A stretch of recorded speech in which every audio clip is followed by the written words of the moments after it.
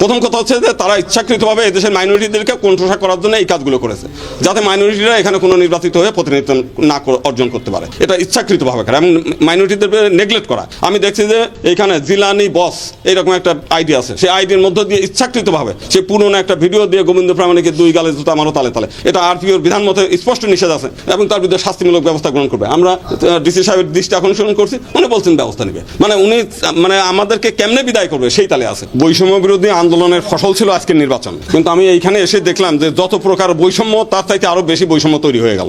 আমার যে 10% যে মানে 10 জন ভোটারের যে এই যাচাই করবে, সেই যাচাই যে করবে তার আগের দিন রাতে ওইখানে যায় প্রত্যেকের এই 10 জনের তালিকা কিভাবে পেলো তারা গিয়ে আগের দিন রাতে যায় ওখানে হুমকি দিয়ে আসছে যে বলবে যে আমি স্বাক্ষর করেছি তার খবর আছে এবং এই দেশ ছাড়া করে দেবো। ঠিক এই অবস্থা করার পরে এবং 2 জন সাংবাদিক এখানকার, একজন হচ্ছে মিজান হাসনাত আর একজন মনিরুজ্জামান, হ্যাঁ, এই 2 জন নিজেভাবে ভিডিও তৈরি করে সেই তাদেরকে সাক্ষাৎকার নিয়ে সেইগুলো বিভিন্ন জায়গাতে আপনারা সাক্ষাৎকার নিয়ে গেলাম আপনাদের মানে এইগুলো প্রচার এবং সব জায়গায় প্রচার করে দিয়েছে। আমি গতকাল থেকেই আমরা জানি, গত পরশুদিন থেকে আমরা জানি যে আমাদের মনোনয়নপত্র বাতিল হবে।